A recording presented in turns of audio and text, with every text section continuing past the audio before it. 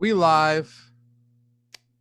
We's live. Dude, some amazing games yesterday. didn't think that was coming, well, at least for the second one. And yet, Amazing games. I mean, come on. First We OT. we had a blast. Welcome to the Awesemo Morning Show. Dave Loughran, Josh Engleman, Ben Rasa. Here to talk about all things sports. Keep you updated on everything around the league of professional sports and a whole lot more. We got a good show planned for us today. And I want to start it with this, the biggest news that we've gotten in a while. Well, actually, we got the news of the PGA Tour, Ben. And that was yesterday, Tuesday, April 14th. Or I'm sorry, 2 days ago. Yesterday, April 15th, after our show, we got news that Major League Soccer is targeting the second week of June to return. Now, we're starting to get some insight into whether or not these leagues are willing to do it. And it appears of now, granted, this is just the PGA Tour and soccer thus far. We don't have anything on the NBA or MLB or NFL if they're going to start on time. But this is encouraging news. Will it work? I don't know. But second week of June is what we're seeing now for the MLS. So yeah, it's obviously a positive. My first thought is I wonder how much this is. I don't want to say a game of chicken, but are leagues going to be influenced by seeing other leagues saying we're going to do this? Will that accelerate a timeline for one of the major sports? If soccer and golf and other things are saying, you know what, we're going to go June. Will they look how that goes and then say, okay, maybe we can come back? And if it goes poorly, will that make them less likely to try something? That's one of the things that I'm interested to see. But there's no doubt that it's encouraging to see that MLS also has a plan in place that they could be back within 2 months now. Josh, you're a big soccer guy. Do you think there's a chance that this happens? I mean, I don't know. None of us are experts, right? None of us are experts. But if it did happen, how would they go about it? I'd be surprised if it happened, if I'm being perfectly honest. But I mean, you're just gonna play with no fans. It's just there's so many people that have to be involved to. It's not about just getting 22 guys on the pitch and you're just like, okay, well, these 22 guys are good. It's so many more than that. And if you can't watch it, do we care that it's back? So you have to have some sort of camera crew set up all around the stadium or wherever they end up playing, some random field, if that's the best that they can do. I want it to be back. I think that could be massive for the MLS just because. It's a great point. I would watch it, and I've never watched the MLS. That is a really good point. That's what I mean. If it could be the only game in town, that could be a monstrous boon for soccer in the United States, and we could see ripple effects for that for years to come. If any sort of boost that they can get would be great, and if they can be one of the only things airing, that's massive. I think that's really, really something to consider here. Now, I never bet on MLS. I never played MLS DFS. If there is MLS DFS, is there? I believe so. Small, but yeah. Okay, so there was just this small. I didn't even reasonable. You wouldn't care to get into it. See, I didn't even know that. Yeah. I actually have not gotten into MLS. All I know that it was usually on after the XFL games that I was watching. DraftKings and that tells crazy stuff. They run a bunch of different soccer leagues. Okay. So I wonder if that's one of the reasons they're trying to be one of the first to return, because MLS and in soccer in the United States has never taken off like they've wanted it to. I mean, I'm sure there are some passionate soccer fans in the United States. You're one of them, Josh, but you prefer the Premier League more than you prefer our own homegrown leagues, right? So, I mean, it's a higher quality experience. Right. But at the same time, what better way to get people over to your product than to have no alternative? Yeah, it would be great. And it's not like it's a bad product. It's a very entertaining. I mean, part of it is we do have really good crowds. Like if Seattle and Portland are playing, I mean, it's a banger. It's 70,000 people going nuts for 2 hours. It is it's not quiet. And I think that would kind of be a little bit of a bummer, but just having it out there and having people being able to consume it, I think would be massive for MLS. Yeah, Ben, it is huge to consider MLS being the only sport in town, other than I guess PGA as well. But that having nothing else means that you're talking about a sport that, you know, the three of us are discussing every day, and watching every day and betting every day and making it pretty much a part of our daily routine, as we've done with so many others. So a couple things. One, you probably don't know this about me, but I have been to more MLS games probably than any other sport. Like I've been to Really? a ton of I basically had season tickets to NYCFC. I would go beyond frequently. Great product. I really enjoy soccer. I made it a priority to get to those games when I could. I went to a lot of them. The one thing I'm interested, just to speak to the other side of what Josh is saying, because he's 100% right. You're going to get the national stage. I hope that they can put out a product that is representative of the best version of it. Because if it's a skeleton product, I think a lot of people are going to see this and say, God, that's awful. They don't have updates because they just have limited capacity. I worry about that aspect of it. And that's the thing. I think a lot of people, and I'm doing this with golf too. It's like you're conceptually visualizing the players playing on the course or the game taking place. I think that might be the easier part in terms of the logistics. It's more about all the other people. Where are they going to train? Where are they going to sleep? Hotels, meals, all the things that you don't think about, which could be a logistical nightmare. So that's what I hope they can sort out. But yeah, I'd love to see the MLS get a boost because I think it's better than people realize. Yeah. I think ultimately there is a lot more, and this speaks to what you were just saying, Ben, a lot more planning that goes into this and a lot more coordination than just, all right, let's get them on the field, and let's get some cameras up in the air. Yeah, there's a lot more coordination than that. But at the same time, I don't think it's impossible. Which is actually a perfect segue to the next topic here, which is Dr. Anthony Fauci had just said that, and the funny thing is, I had people texting me this the other day, or yesterday, as a matter of fact, links saying Dr. Fauci says sports will only return this summer if fans are banned. And, trying not to be a know-it-all asshole, I was like, yeah, obviously, what did you expect? Yeah. And I had several people that, good friends of mine, but and serious sports fans, but maybe don't rely on it for their jobs, saying, oh, well, I was just holding out hope. But I think we've abandoned any hope that fans would be in the stands, particularly this summer.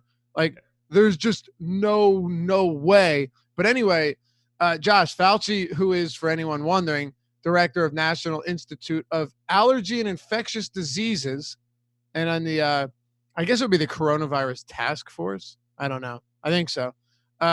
Said obviously the White House, the administration's task force, said the only path for sports to return is summer. This summer includes no fans in attendance and players being kept in quarantine for the duration of their seasons. An advisor, he's an advisor to President Trump. Yeah, we know that. Okay. So he said there's a way of doing that. Nobody comes to the stadium. Put the players in big hotels. So that kind of speaks to what Ben was saying. Wherever you want to play, keep them very well surveilled. Have them tested every single week and make sure they don't wind up infecting each other or their family, and just let them play the season out. So that is crazy, but it might be crazy enough to work. Trump said yesterday at the presser that we know everyone wants sports back and we're going to get sports back. But basically, Fauci confirmed what all of us knew. You're not getting it back with fans anytime soon. No, it's an impossibility. I would be shocked if we saw a fan anytime before we get to fall, and even that might be a stretch. Fans? To me, it's more likely that there are no fans through all of 2020. Yeah. To me, it's more likely that there are no sports in 2020 at all than we get fans back. I don't think that's even remotely possible. Maybe something radically changes. We can always hold out hope, but priority number one in terms of the sports world needs to be, can they get a product out in a safe way? That has nothing to do with the fans. I would love to see fans. I think it's the integral part of it, but that's just not in the cards right now. There's, I don't think any scenario where they come back, honestly. Okay. But fortunately, there is a potential that we get sports back. Oh, for sure. I don't know how that affects the game. That it actually worries me a lot. We haven't talked about this on the show, but I think it's worth discussing. Does the quality of competition take a hit without fans in the stands? And I know naturally the quick answer is no, it doesn't.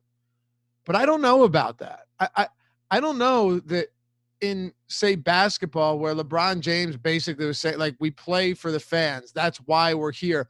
18, 19, 20,000 roaring fans at a home stadium or even an away stadium giving you that energy, and having a completely empty stadium with maybe just a PA announcer, or do you even have a PA announcer?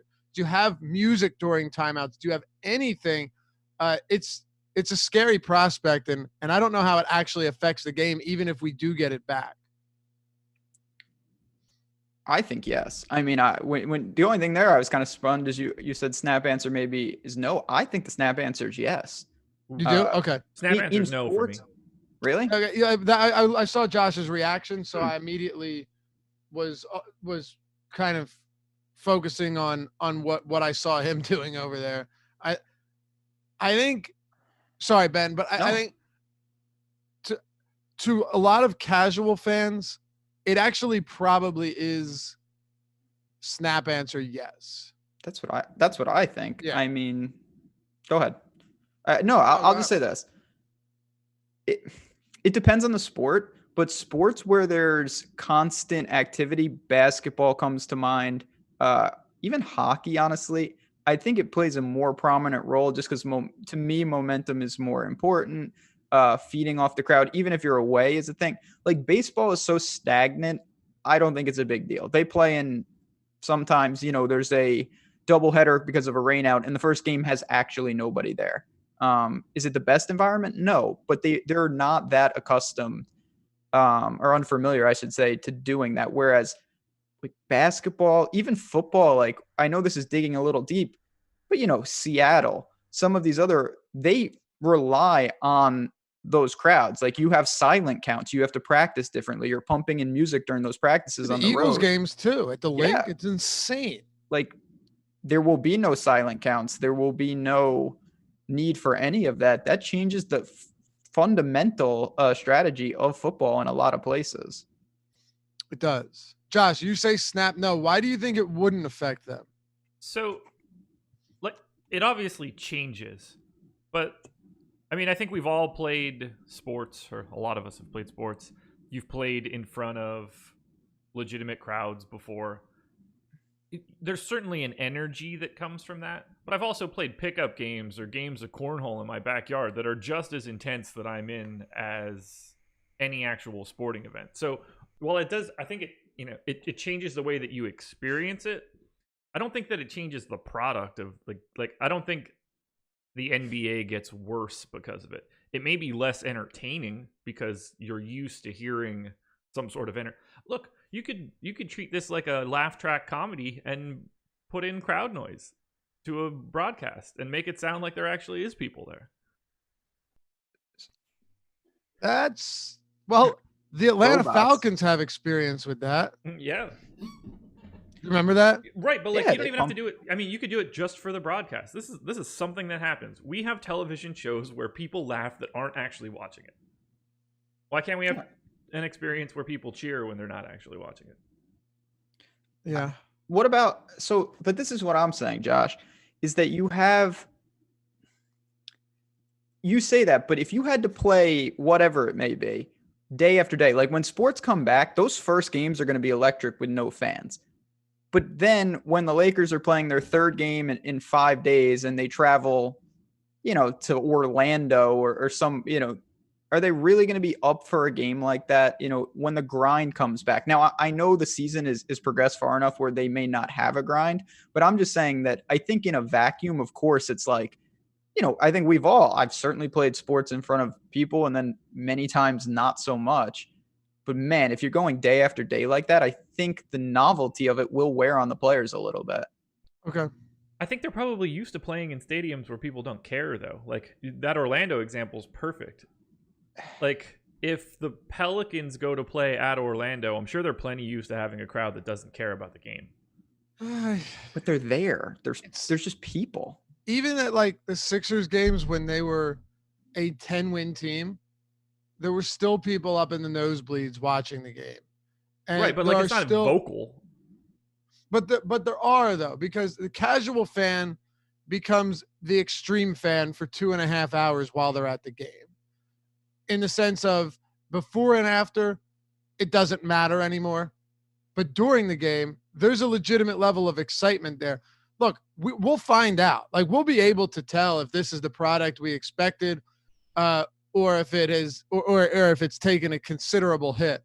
But I definitely think we have to at least acknowledge that in many ways it's going to change. I don't know how. I don't know how you can take 20,000 people out of the stands, or, in football, 70,000 people. In college football, more than that, right? Some stadiums house 100,000. Yeah, 100, 110, easy. You take those people out of, Happy Valley, and expect them to play the same as they usually do. That is a big ask. That is a really big ask. In college, it's going to be even like, Luffy, you know this. I mean, in the NBA, of course, home and road splits are a thing. You go to college, especially college basketball, it's almost more important where you're playing than who you are. Like, you look at teams, they beat a team by 20. Now they go to their gym and they're a 5-point underdog. Yeah. It is massive. I mean, massive. I can't overstate how important home court is. And you see it even when the students are on break. I'm not saying it's a radical shift, but there are finals during, in December and whatnot.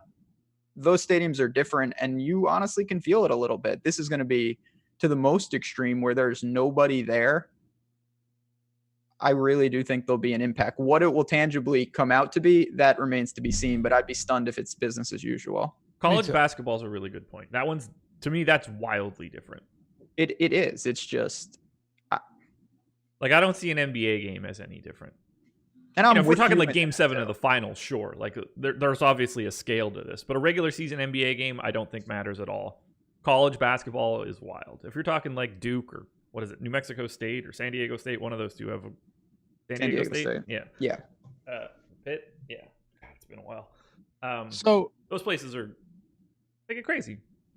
Staying on topic, but traveling a little bit off course. Something happened yesterday that I thought was just outrageous. I mean, pissed a lot of people off. Jay Glazer. Oh, yeah. Jay Glazer became his own hype man yesterday morning. And he said, I've got huge news. It is earth-shattering news. As a matter of fact, he put it as, I mean, big national news. I'm not kidding around. I am breaking big news tomorrow night on Fox Football Now. I mean, big national news tomorrow. I'm not kidding around, right? So everyone's on the edge of their seat. Very excited. This is huge news. It could be good. It could be bad. He says it's not a trade. It's not an injury, but it's huge. And then it turns out that the news he broke was simply that a player had tested positive for COVID-19, Rams center Brian Allen, and was well on the path to recover. That was his big news. When thousands of people are testing positive a day, I don't know, Ben. This to me was nothing short of him trying to sell himself up to get people to tune in and then break news that, look, it's unfortunate that Brian Allen tested positive for the coronavirus, right? But he's well on his way to recovery, as Jay Glazer put it. And that's just not big news. No, it's not. It's actually not news. Like he's just another person, and right. a lot of people out there, of course, are dealing with this. Would it have been news if the Rams decided to hold some type of practice or do something, and then a guy comes down with this? That's a different story.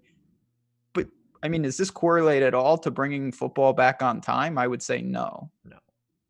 I can't imagine it has anything to do with that. I think Jay Glazer is just trying to keep himself relevant during a time where there's not a lot to do that with. But the thing is, with football, a ton of news has been breaking since free agency.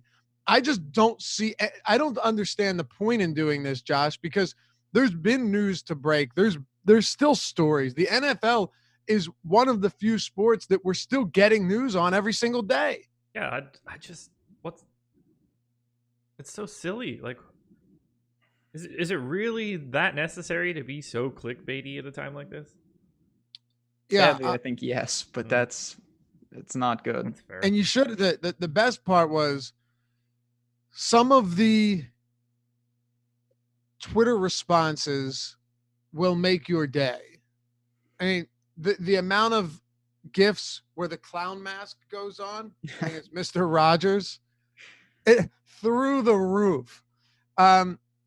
He built anticipation for like 20 hours or something, just to tell people something that was entirely meaningless.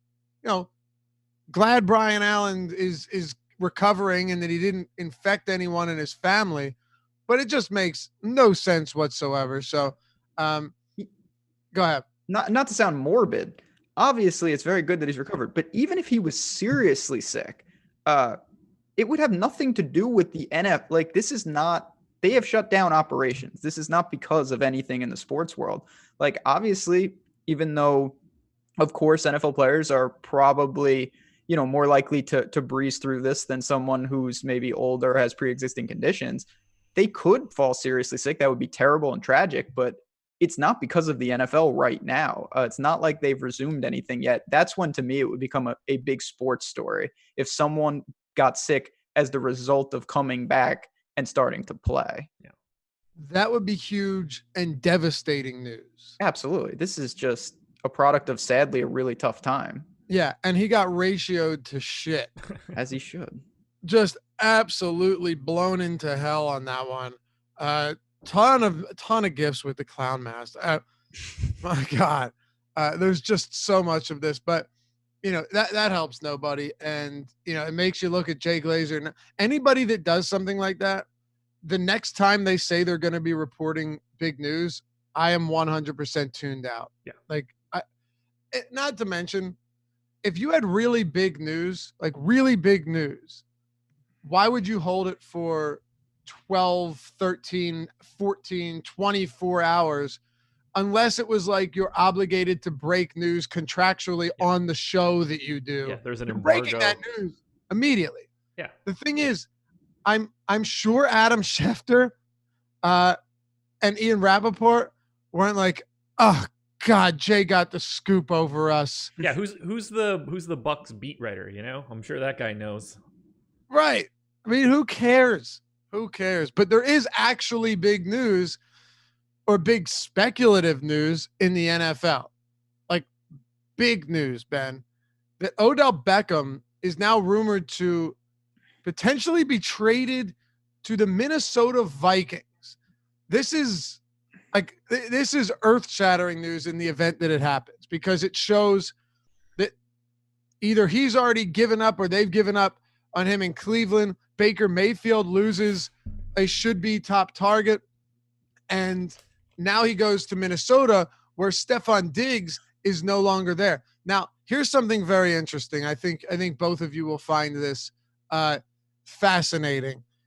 I was doing research for my SiriusXM show, and I started looking at like premium stats on Pro Football Focus, and I pulled up deep balls, deep passing for receivers last year, and this is crazy. Odell Beckham was targeted Odell Beckham was targeted on the deep ball a ton of times. To be exact, 33 times, the second most targets in the league behind only Kenny Galladay. He caught 8 of those.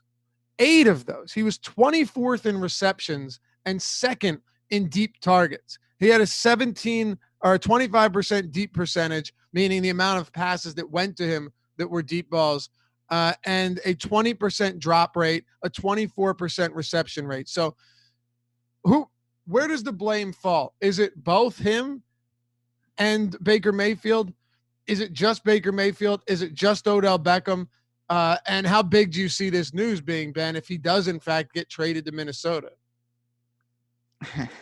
So, all right, let's not get crazy right here. It's definitely both of their faults, even though I'm not a Baker fan. I thought Odell had some opportunities within there to make some plays, didn't.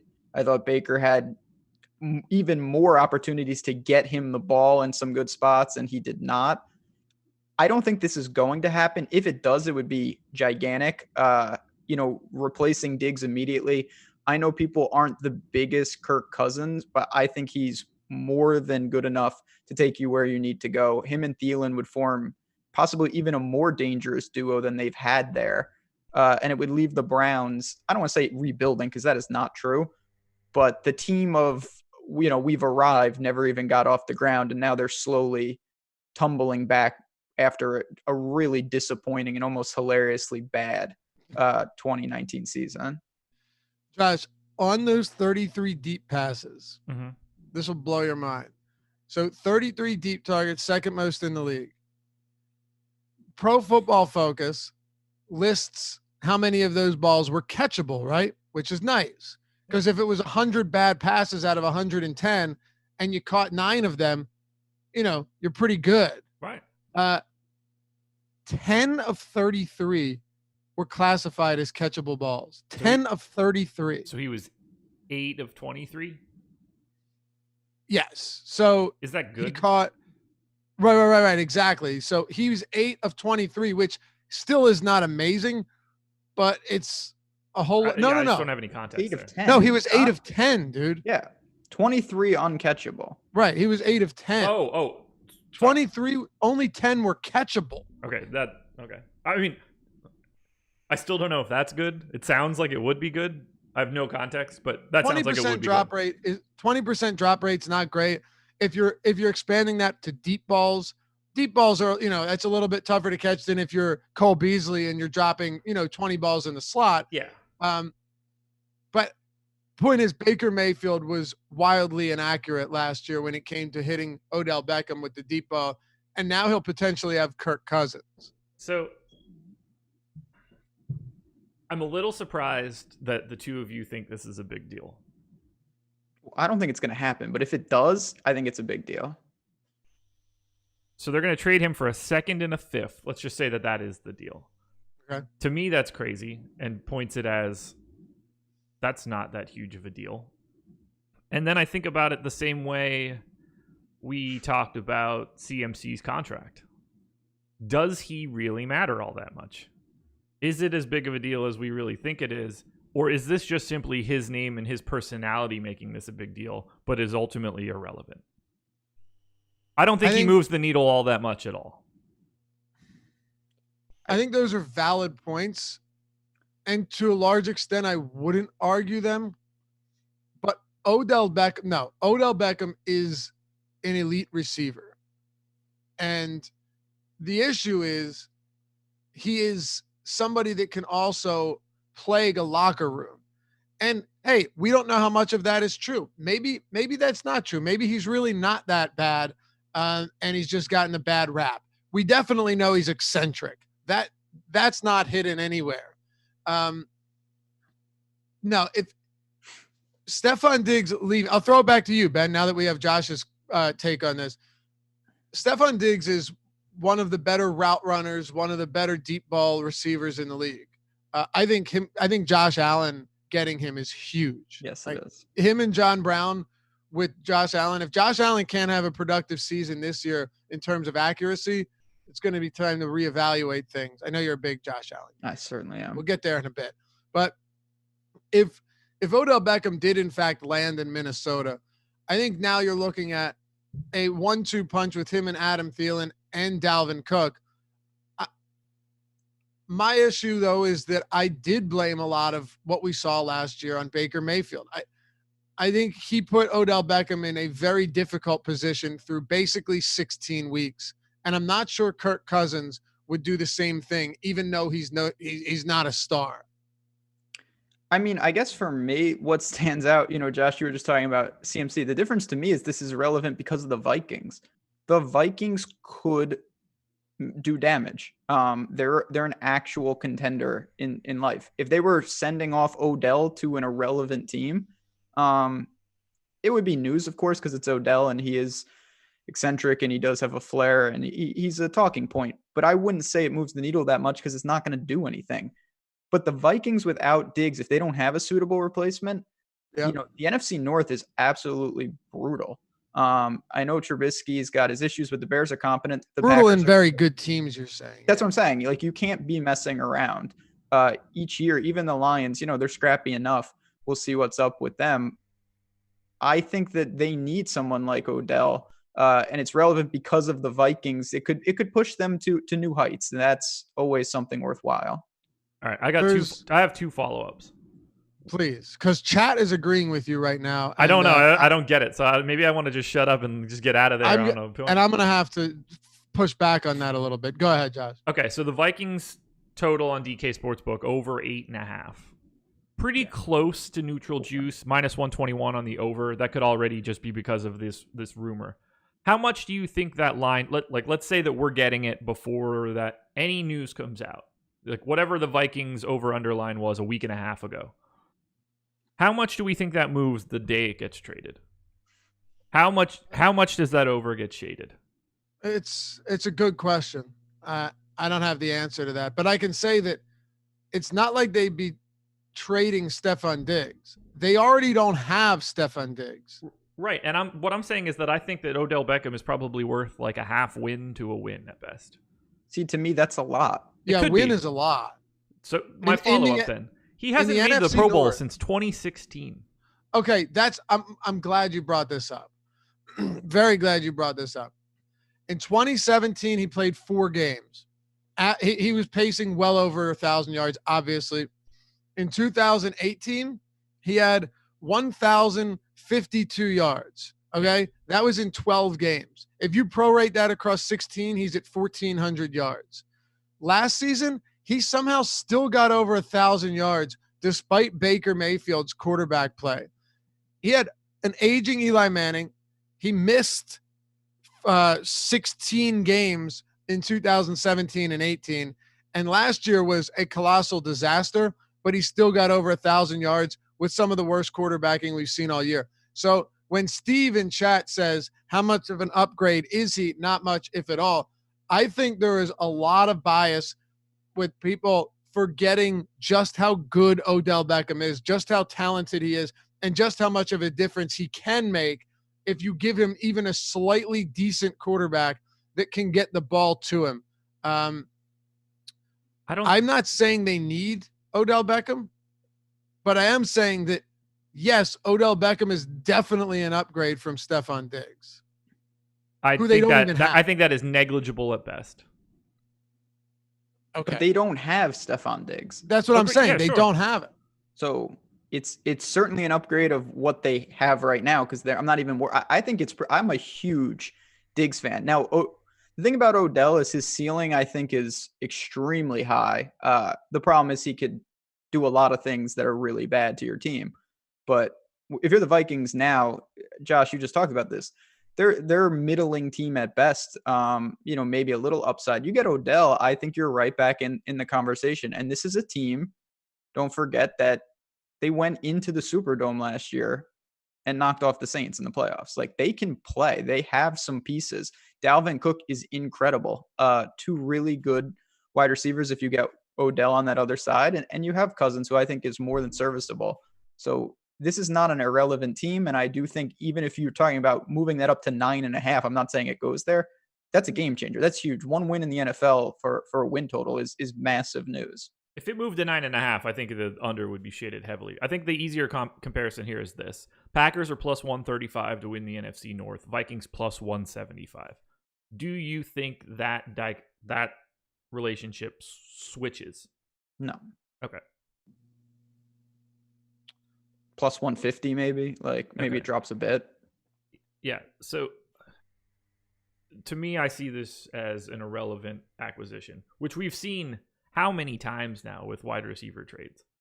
I mean, we've already seen it once with Odell Beckham. Right. It definitely happened with Odell Beckham. There's no denying that. But at the same time, look, can wide receivers make a quarterback look better than they are? Yes, but that's really hard to do if the passes are nowhere near where they should be. A quarterback can very easily make their wide receivers look way better than they are. We've seen that a lot, right? With Tom Brady, with Peyton Manning, there have been times where they take scrubs and, they actually manage to polish the turd, which is a hard thing to do. But in the case of Odell Beckham, I don't know. I know Ben says he's a huge fan of Stefan Diggs. I'm a huge fan of Odell Beckham's just raw athleticism and ability on the field. And I think, I won't say it's unparalleled in the NFL, but there are only a few wide receivers capable of doing what he does. Stefan Diggs is very good, but Stefan Diggs does not have the ceiling of Odell Beckham. And that's where it comes into play. If we're just looking at Beckham's last couple of years, not great, but he still went over 1,000 in each of his last two, despite missing a bunch of games and having. You move your hand, or you. I just hate those like raw totals. Like, he averages 24 points. He got 1,000 yards receiving. Those are meaningless stats. You used Pro Bowl as a example. Because everybody can make the Pro Bowl. The amount of people that bail on that shit is staggering. How many wide receivers make the Pro Bowl? And he is not a part of it for 3 straight years. It's been 2016 since he was like a star wide receiver. Yeah, but if we can't use raw stats, we can't use Pro Bowl 4 years ago. I mean, are you he's popular too and still didn't make the Pro Bowl. Are you saying, because this is interesting, this is not where I thought you were going, that there are people that would make an impact? Because I thought what you were originally saying is the way football is structured in general, one player it's not like basketball where if you trade, not that this would ever happen, say you trade Luka, no matter where you trade him, the team is now relevant. Whereas in football, one guy can't really do it. But you're saying it's Odell, not necessarily one guy. No, I don't think that it's – I basically don't think that there's any wide receiver that's going to be able to make this sort of move regardless. So, I think – and I'm also pessimistic about Odell Beckham in junior. So it's I don't know what I'm saying there. Odell Beckham Jr. As well. So to me, it's both. But it's much more that – I don't really care what I don't care if Michael Thomas gets traded. I don't care if Antonio Brown stops being crazy and gets traded. I don't think that any of those guys are going to make any legitimate difference to any NFL team. Like peak Randy Moss, maybe. And that's, to me, as good of a wide receiver that's ever existed in the game. See, this is fascinating because I definitely think wide receivers can make a difference. Larry Fitzgerald in 2008 with the 3 touchdown game to send them to the Super Bowl. Had it not been for Larry Fitzgerald that season, that team would have had no chance.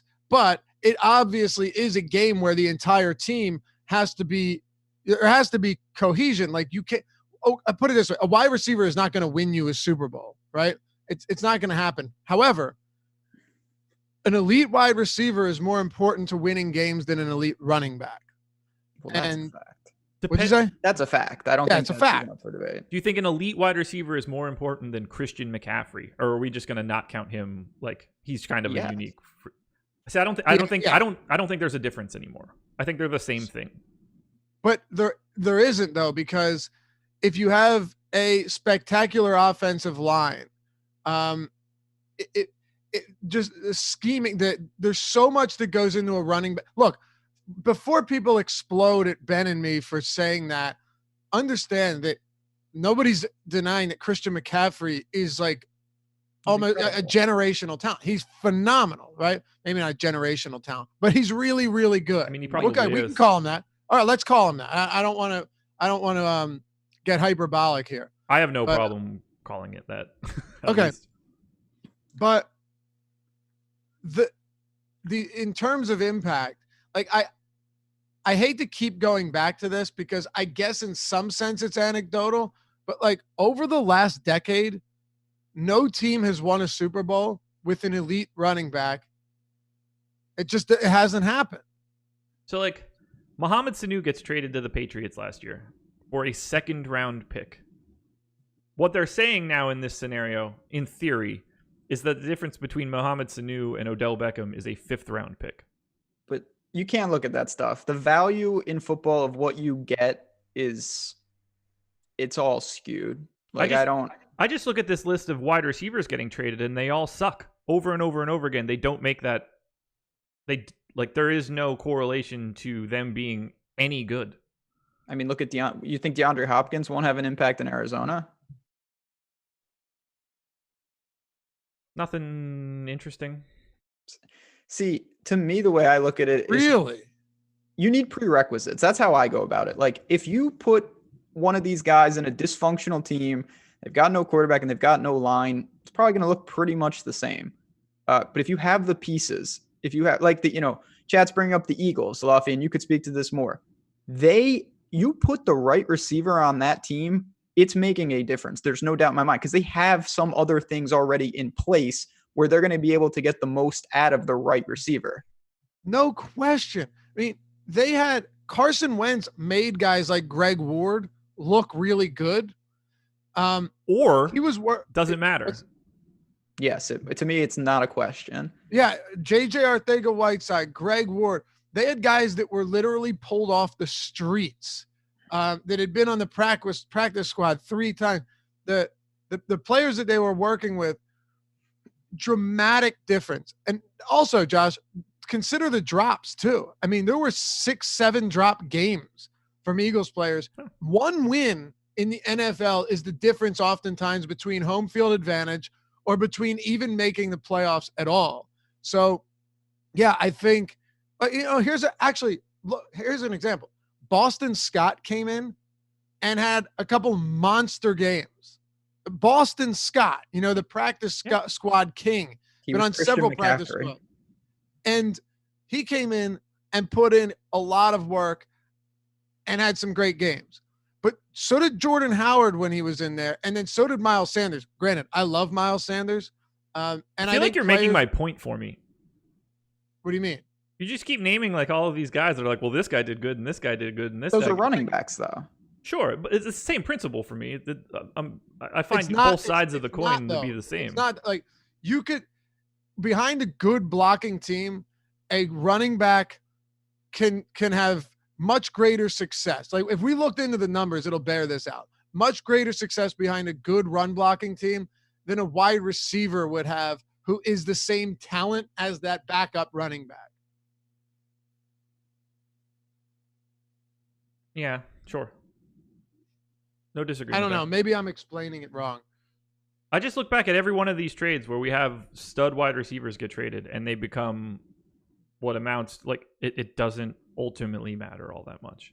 But we've seen it happen time and time and time again. But that's the guys who were like, that's somewhat flawed in the sense you don't trade the guys that are making a massive impact. Like a lot of these guys are traded because maybe they're done. Maybe the team doesn't value them as much. So this will be the second time that Odell Beckham Jr. gets traded. Is it possible that he's just not making that impact? Is he just Brandon Marshall? That's possible. I'm saying it's not like DeAndre Hopkins to me is I don't think there's any question that he makes an impact in Arizona. So no question. That's a great example for all of this because I do to me he's better than Odell Beckham Jr. Me too. And he is a perfect test case for this. I don't think that he makes the Cardinals all that different. Yeah, see, is it better to have him than not have him? Yes, of course. I'm not saying that these guys are plug and play or anything, but I think the marginal change is, I think the change is marginal between guys. To me, again, I'll just sum it up with it's the pieces. If Kyler Murray ultimately isn't good, it won't matter. But if it is, and that was the piece they're missing, they will go places sooner rather than later. It's not just, oh, they have Hopkins, now they're good. They didn't have him, now they're bad. It's that if they are on the right track, if you put a guy like that on there, it accelerates it to a pretty extreme degree, in my opinion. And I'm not saying that the front offices of all these teams are all brilliant, because we've seen some mistakes. But look at how running backs are drafted these days compared to how wide receivers are drafted. There's a stark contrast in where the value is. Outside of somebody like Saquon Barkley, who I, by the way, don't believe should have gone second, but that's neither here nor there. Jerry Jeudy is projected to go in the top 15. CeeDee Lamb's projected to go in the top 15. You don't find the running back for a while, but Henry Ruggs is projected to go in the top 20. Justin Jefferson, 21. There's all of these wide receivers that are likely going to go in the first round. I think right now there's about 8 or 9 of them projected to go in the first round. I don't think you find a running back. And again, look, this might not mean anything, but I don't think you find a running back until like middle second round, which is pretty significant based on how teams do things, in my opinion.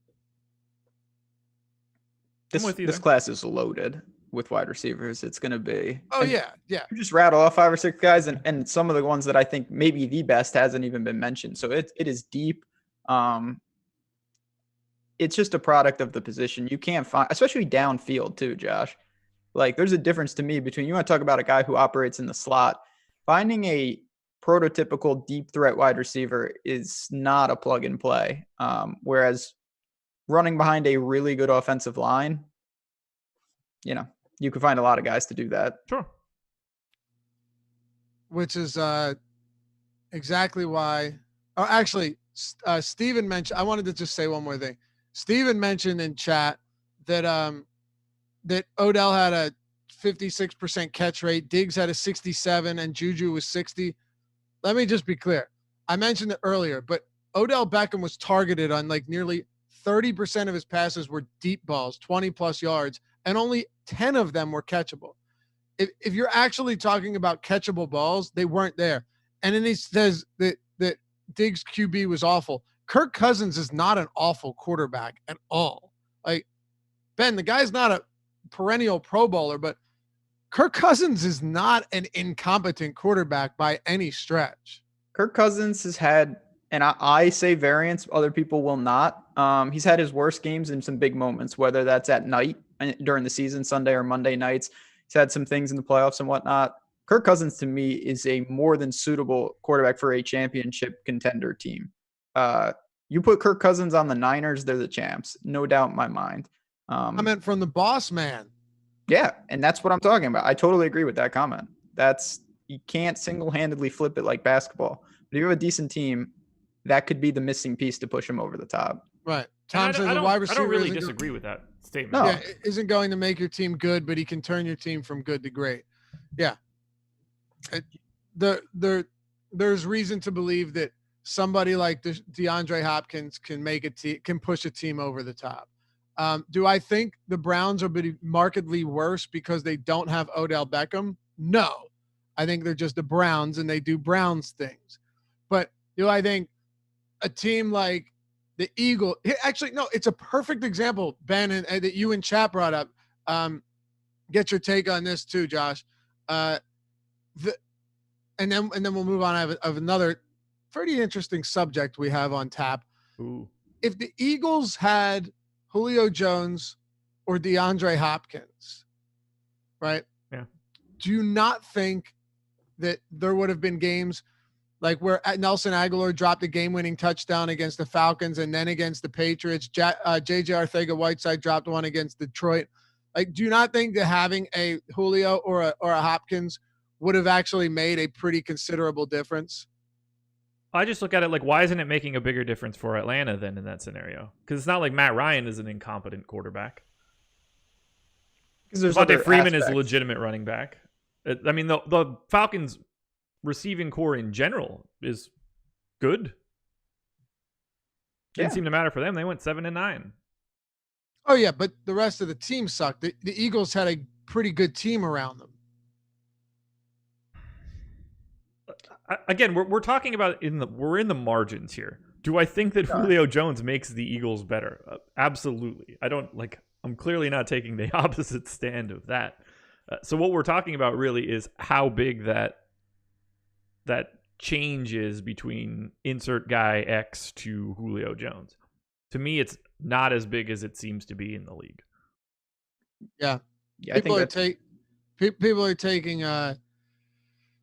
people have an issue with me saying that Saquon Barkley shouldn't have gone number 2 overall.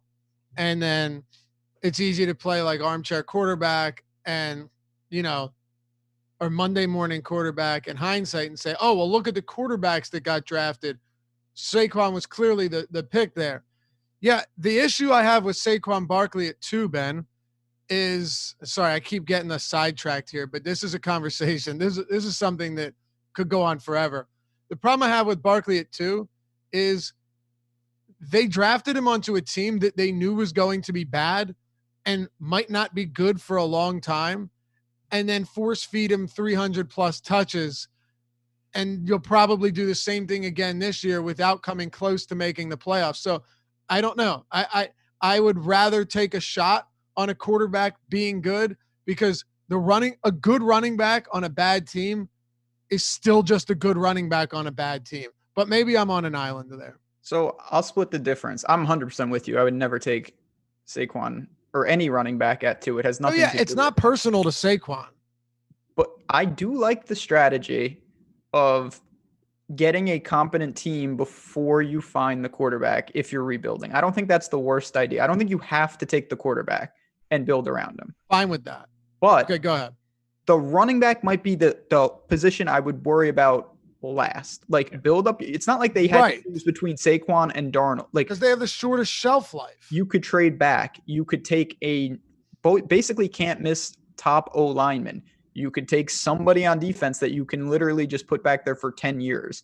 That's the kind of stuff I'd be more apt to doing than taking a running back where you can find someone more than suitable well down the line, even though he's not going to be Saquon, of course. Right. Yeah, it's not a personal knock on Saquon Barkley. I think he's fantastic. Josh, for me, it's just I don't know how many great years you get out of Saquon Barkley until you're good again, and that's kind of the concern to me. But I guess we'll find out. How did we get on Saquon there? Did I say something about Saquon? No, I was talking about how I didn't think he should. I was saying how running backs get drafted later now than they did before, and that Saquon Barkley was an exception to the rule. Here's a question. For this season, who is a more valuable NFL player, Odell Beckham Jr. or Saquon Barkley? For their team or in general? Let's say in general, because I feel bad asking how anybody's going to be on the Giants. Seriously, like, legitimately, if you're building a perfect team for 2020 only, who would you rather have, Odell Beckham Jr. or Saquon Barkley? Does locker room attitude and off the field antics work? Depends on if you think you can control it or not. Oh, well, I mean, look, the Patriots made Randy Moss be like a good person, so just assume you've got a good infrastructure. But what's the alternative? That's what I'm asking. I don't know. Your generic wide receiver or your generic running back in this scenario. Then it's Odell. Okay. Even with the way Saquon works in the passing game. Yeah, Saquon's I actually like Saquon as a player just in general. Then you add that he's incredible, but it just doesn't make that big of difference.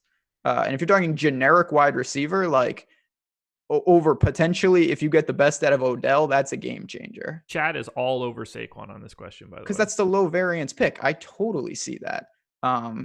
You could end up getting a worse than an average receiver with Odell. If you get Saquon on your team, you know what you're getting. You just know, barring injury, of course. But an average NFL running back, if you have a good line and a competent passing game and a good defense, is never going to be the reason why you lose a game, ever. Yeah.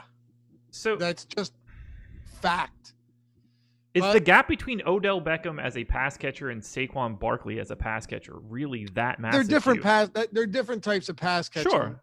Yeah, obviously, I understand that they're running significantly different styles. Yeah, their route trees don't look the same, but yeah, it's just I think that running back is still a really valuable position if you're breaking it off to a particular season. See, the reason their value comes down is because you don't expect them to be around at that value for as long. Sure. Here's the last point I'll make. I believe the run game is as valuable to a team as anything else. To have a competent run game that can get you the 2 yards on third down when you need it. They can move the chains. They can pick up 6 yards on first down, 5 yards on first down consistently and grind it downfield. The run game is paramount to having a competent offense. However, I don't think the actual running back is as meaningful as the run game and the scheming itself. So that's where we differ here. I think a good coach, a good run, a well-run offense, and a great run blocking line will do most of the work. And I can use examples for you. So take players who had, Todd Gurley, right? Todd Gurley 2 years ago in that monster season before he banged his knee up or hurt his knee with a few games left to go, had a huge year, like monstrous year. Okay. And that was before he was hurt. He was fine. He had 1,251 yards, 580 receiving. He had 17 touchdowns on the ground. CJ Anderson that very same year was cut as the backup running back for the Carolina Panthers, was cut from the Panthers. He then came and took over for Todd Gurley in the final 2 games of the season, and he had 300 yards and 2 touchdowns on 43 carries. He was cut from the Panthers and then came to LA and had a monster 2 games consecutively because their run blocking was so good. Yeah. I think I think a lot has to do with. I think you can take a good running back in behind a great line and he'll be great. But if you take a great running back behind just a decent line, he's not going to be that much better than the good running back behind a great line. I'm with you there. I also think that we are about to see the NFL go the way of the NBA and 3-pointers. And the running game itself is going to look wildly different in 5 years than what it is now. And guys like Saquon Barkley and CMC are going to be the new normal, the way that bombing threes are going to be, where you don't have a choice. You have to be, of course, essentially a wide receiver lined up in the backfield. And positional, it's going to be like being a 2, 3, or a 4 in the NBA. You're just a wing. You are just a guy that is an offensive threat. I think we're going to see that, which is also going to blur the lines of what a top wide receiver is, because you can be anywhere on the field. I got to stop reading these comments because Anthony Marcus, I love you, brother. We appreciate you hanging out. By the way, hit that thumbs up if you haven't done so yet, and subscribe to the channel. It helps us out greatly. I love you, man, but that is an egregious statement to make. Where? The Giants make the playoffs in Saquon's first year because of him if they had a defense. They lead the division in scoring that had 2 teams make the playoffs. Well, what I'll say to that is that's possibly true. The reason they didn't have a defense is because they drafted him. They could have used that pick on a defensive guy. Like, there's an opportunity. That's the whole point of this. If I could just pick any running back, I would pick one of the really good ones. But if you get into opportunity cost, where now I can't have a top corner, or, I can't have 2 good interior linemen, well, now it's okay. Now Saquon has to do it in spite of his defense, in spite of his line. That's going to end poorly every time. And it has nothing to do with Saquon. It's just the nature of how football is structured. Yeah, this was fun. Yeah. I did want to ask you, Luffy, real quick. And these are the conversations that are well worth diving into for 5 hours and just don't end. Yeah. Well, we're going to be doing a lot of this as we lead up to the draft, chat, and I hope you guys are enjoying it. I wanted to just ask you real quick, Luffy, though. You mentioned how many receivers are coming out. Is there a particular guy, if you could determine who you'd like the Eagles to grab? Yeah, CeeDee Lamb. And now apparently they are aggressively pursuing him. Nice job there. Aggressively pursuing CeeDee Lamb, or a trade up for CeeDee Lamb.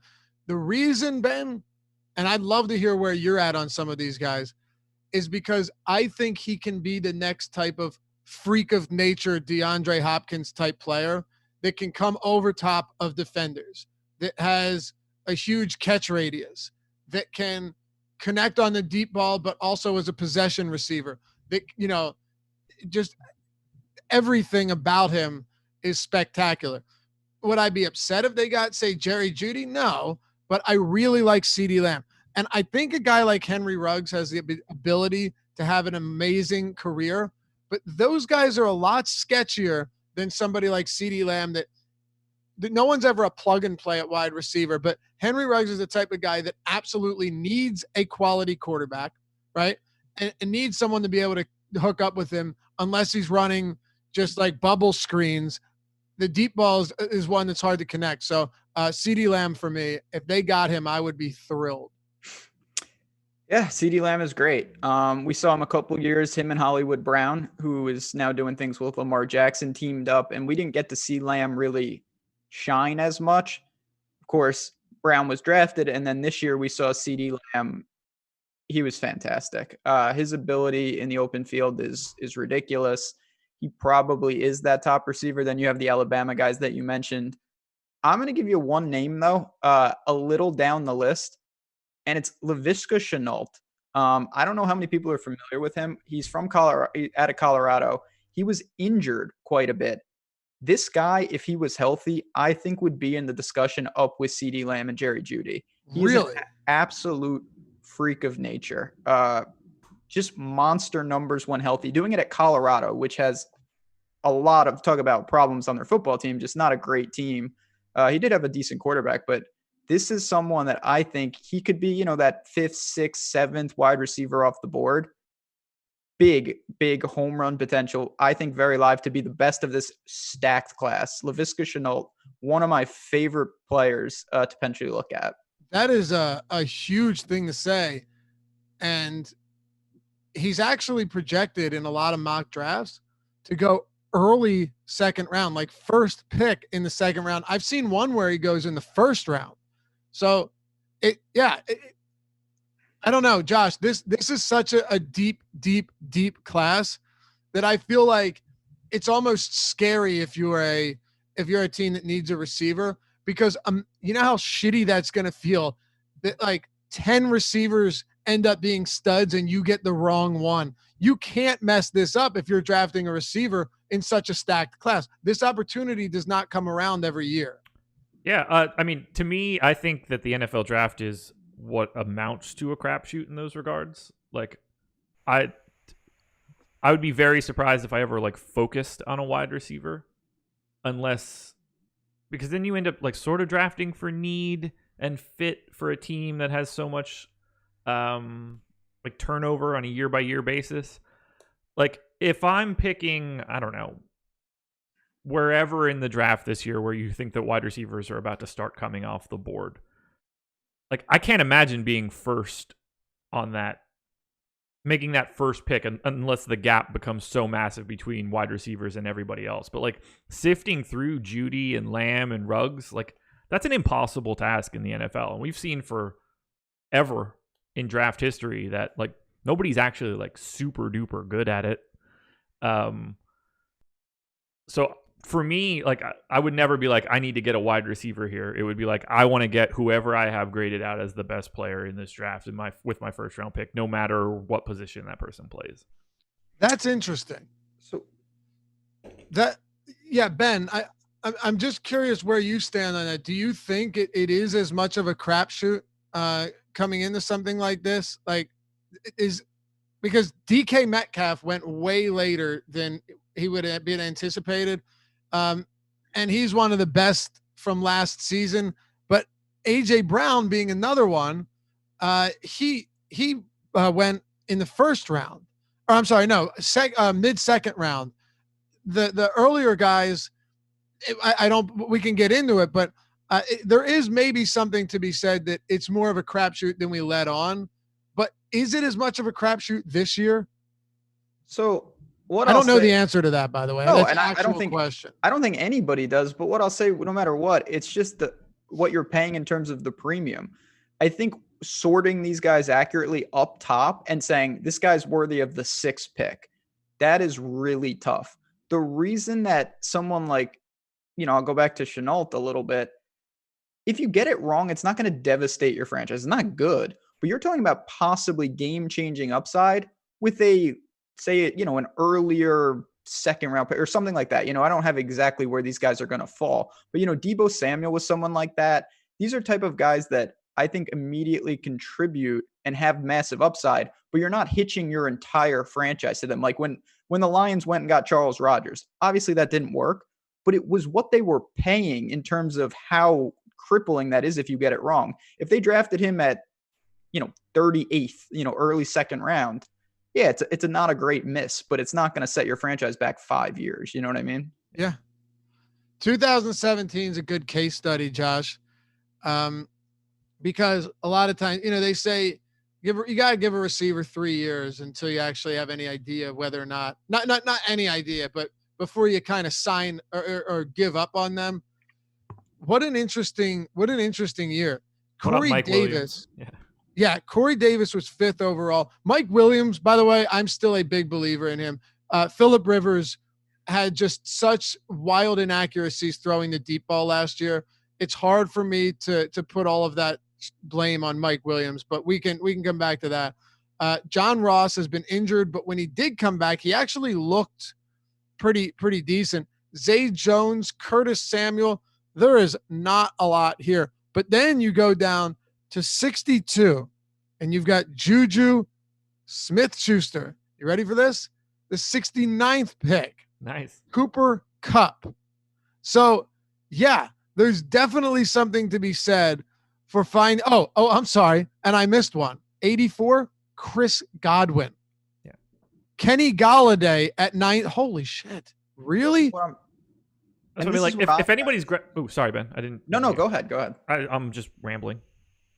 No, what I was going to say is it's not like you're taking a 7th round flyer on these guys, but you're also not, mortgaging everything to get them. There are reasonable guys in that late 1st, early 2nd, 3rd rounds that we're going to look back on and could be potential game changers. I know you could say that about a lot of positions, but in particular, wide receivers, I think is one where we've seen time and time again. It's hard at the top, like Josh said, but you can find a lot of value in reasonable 2nd and 3rd round spots. Yeah. Like if you could look at this and rank Judy and Lamb and Ruggs and I don't know, Jefferson, I guess, like if anybody is looking at that, like, I know that so-and-so, like, he's the guy that you got to take him. You're wrong. You're just wrong. This is, they're all like 25 to 30% more likely to be better than the other guys that are in that group. And you see it bear out. Like the 2017 one is perfect. Mike Williams, Corey Davis, John Ross, 3 guys going in the top 10, blows up into garbage, essentially. Yep. Corey Davis, all right. Like it looked better this year. But we have no idea.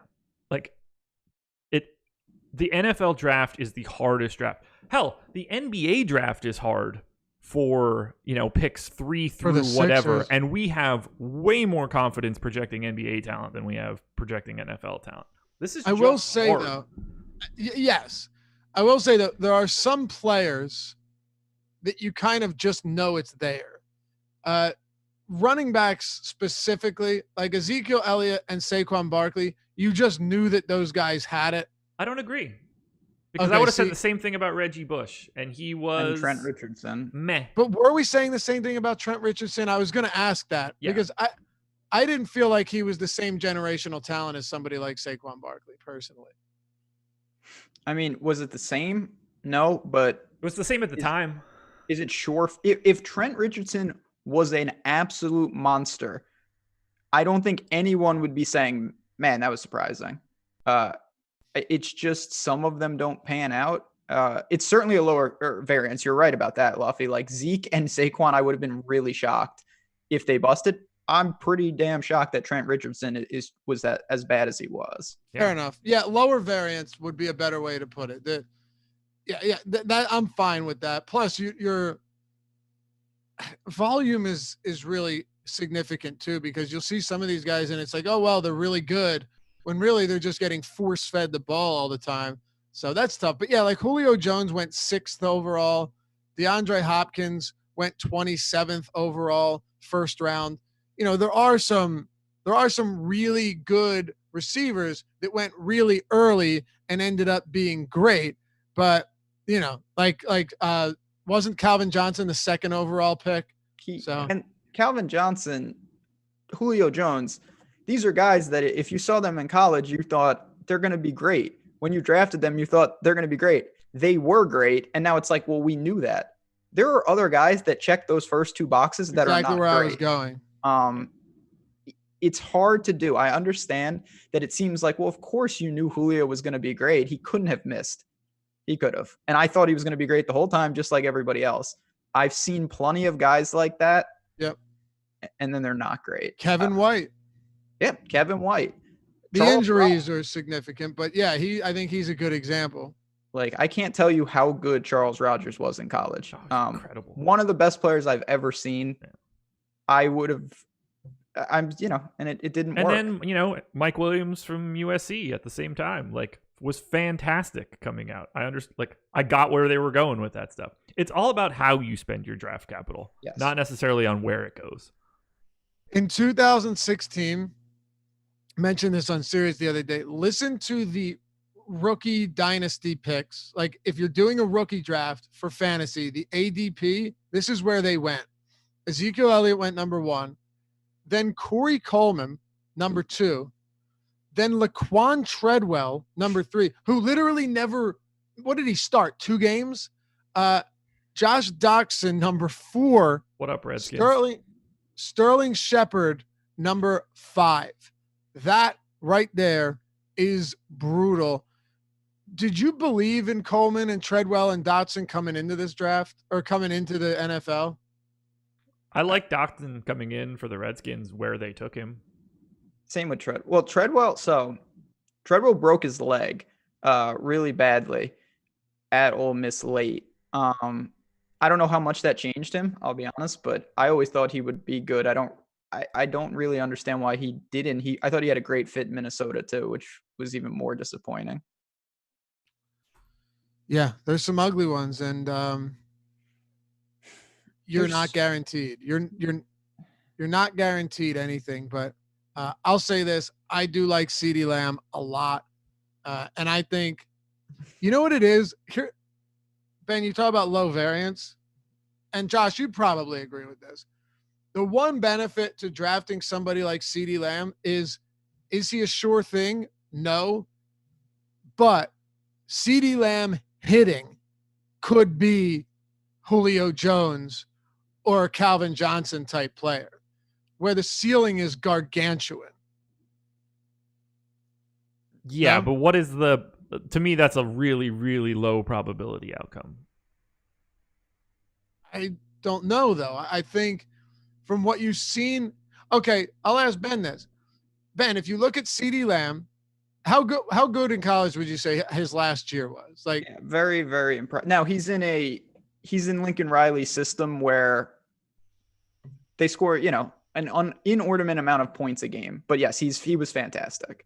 Is there something about Julio in college and about CeeDee Lamb where you would say, oh yeah, Julio was more likely, and it's tough because we actually have information on Julio. Julio was more likely to succeed in college because of this. In the NFL. Oh, in the NFL. I mean, it's obviously tough because Julio did succeed in the NFL. I do think that Julio did things even then that were clearly transcendent of the system. What I'll say about Oklahoma, and I don't want to get too crazy into this, but Baker, we'll see. He was the Heisman Trophy winner at Oklahoma. Kyler Murray, we'll see. I mean, these guys had possibly the best years in the history of college football at points. It may just be gimmicky to an extent, and CeeDee Lamb was part of that. Julio played at Alabama. They're not gimmicky at all. If anything, they hamper these guys, which is why we saw Judy Ruggs. They had to contend with a ton of other talent, and it's just not that type of offense. So I guess from that, but I do see the ceiling, no doubt about it. It's really kind of the same process as DFS. You can draft for ceiling, you can draft for floor, especially if you think you're close and you need a missing piece. There's all sorts of ways to do it. It's just about fitting your team to the right need. This 2015 draft is a really good comp for 2020. Did we talk about the ESPN like grades ranks on the show, or was that just us shooting the shit? I don't even remember that. You're talking about Ben, we were talking about like it was when my internet died. The grade was it? The grades for each individual like draft pick and stuff like that from ESPN. Oh yeah, that was you and me, Josh. Was that on the show? Yes. Okay. So like I'm looking at those again for like comparisons across years. We had Amari Cooper as a 94, Kevin White as a 93, Devontae Parker as a 92, and then Rashad Perryman as a 90. We're in that same ballpark for these guys at the top of 2020. The most likely scenario is someone comes out of this as Kevin White. One of these guys comes out and looks like Devontae Parker, which is just like, your run-of-the-mill like wide receiver. Someone becomes what you think Amari Cooper can be. Like, that's the way that likely is going to look. One really good, one slightly below average, one bust. And I don't think that you could come out of this thinking like, I know how to rank these guys better than anybody else.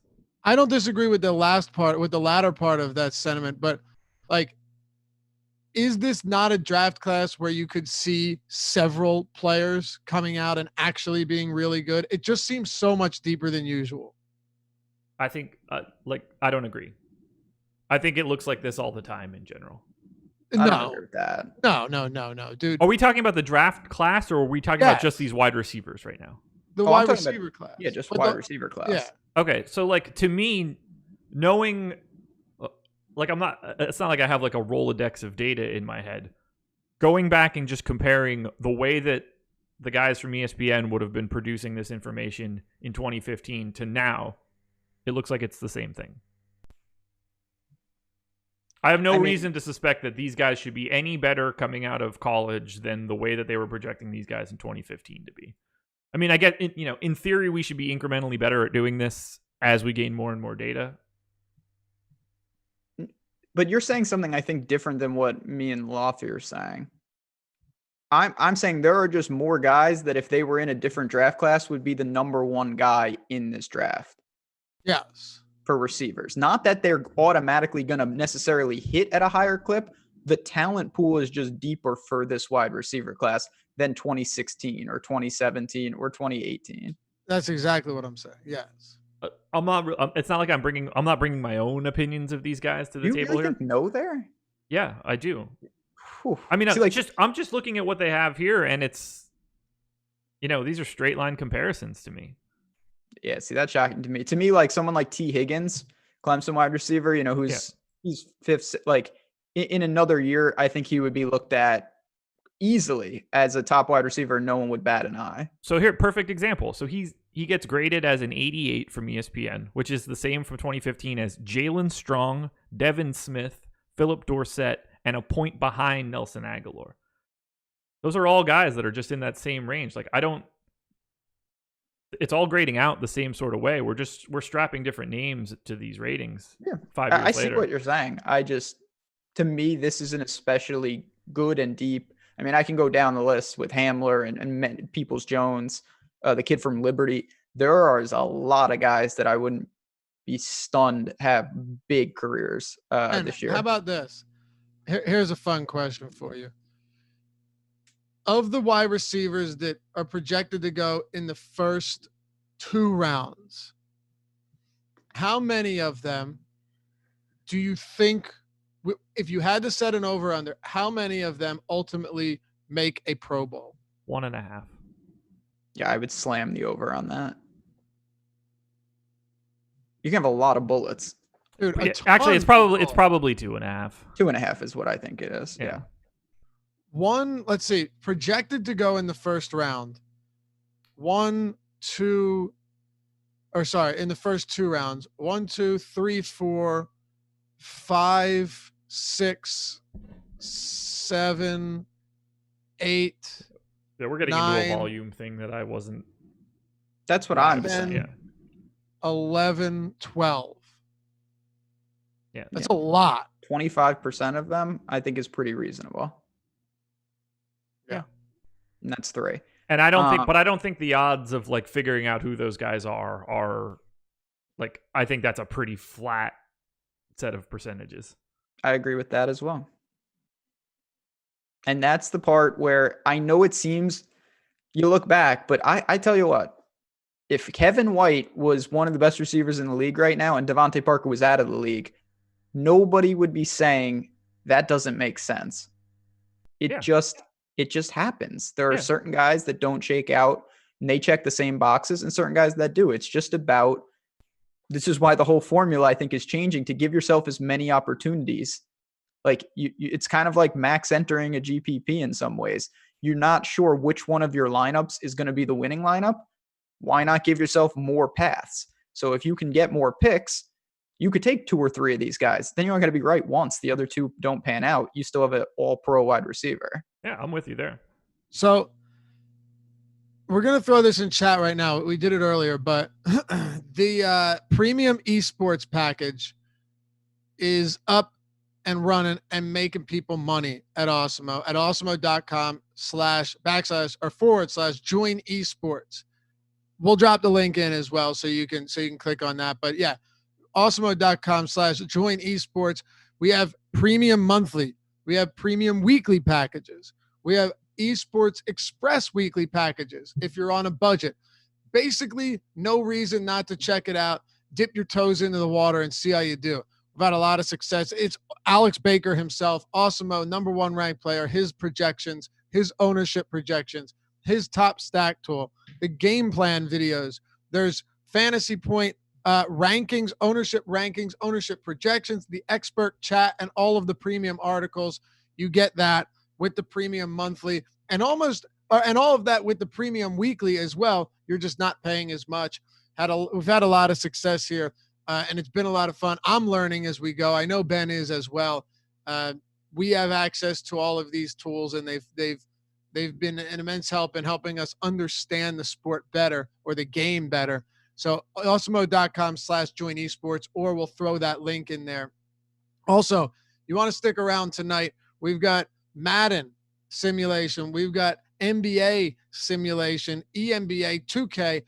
The last 3 games we've had have been spectacular. Like 2 of them coming down the buzzer beaters, one of them being a incredible comeback. Well, 2 of them, I don't know. We've gotten too lucky. I don't know if we can repeat it again today, but I'm holding out hope because this tournament so far has been excellent. I love it, man. I think we're going to get another good one tonight. I think so too. I really do. Like, once the game starts, I am in. I'm just so happy to have some sort of like sporting entertainment. Oh yeah, absolutely. That it really does. It really changes my mood once we get started. Yeah. Keekster says doubled up last night using Alex's stuff. Nice. Good to hear it, man. Very good. Anyway, hit that like before you head out. Helps us greatly. Subscribe as well. If you haven't subscribed yet, hit the notification bell so you always know when new content is going to come next, especially when sports come back. You want to make sure you're subscribed. Maybe you take a little break, right? And then you get that notification. Awesemo is going live, talking NBA season reboot, or baseball is back. And then boom, you got it right there. All the information you need right at your fingertips. And we make it easy. So you hit that bell. You don't have to be constantly refreshing or checking. You'll know exactly when we go live. Ben, Josh, anything else? No, this is fun, man. I love talking draft stuff, so you can throw me into that coming anytime. I know the calendar is all crazy, but the draft is very shortly next week, and we're going to have plenty of content around that. Certainly enter the daily challenge tonight, get on the Sims, and we'll be back tomorrow morning. A lot of topics hopefully more news will impact the DFS space. So we're going to be covering that and much more each and every morning for you guys. Yep, that daily challenge right now is posted. We're in business right now. Yep. We've got the Mavs and Clippers. I think this is going to be a stupendous game. I really do. Lucas with season. Luka and Kawhi and George and Porzingis, and it's just going to be great. The Mavs are 5.5 point dogs. I'll tell you what, I've laid the points, laid pretty heavy points in the last 2 games. I'm taking the points tonight, fellas. I'm taking the Mavs plus 5.5, and I'm taking the over 125.5. What can I say? I trust Luka and this Mavs team to at least keep it close. You know what's wild? Luka Doncic, 96 overall. Kawhi Leonard, 96 Ooh. overall. That's crazy. They have the same rating. Yeah. It's happening. I love it. You got the Mavs or you got the Clip? I have a hard time not taking the Clippers here. Ben? Mavericks. I will ride with Luka. Ben takes the points anytime it's more than like 4. That too. Man, Lou Will could be really All good. right, that'll do it for us. Yeah, you could. Sure. Thanks for hanging out. We'll see you guys back here tomorrow on the Awesemo Morning Show. Remember, hit that thumbs up, subscribe, and get your daily challenge entries in. $200 up top today and on FanDuel, $2,000 in bonus cash, completely free to enter in their single game contests. Peace.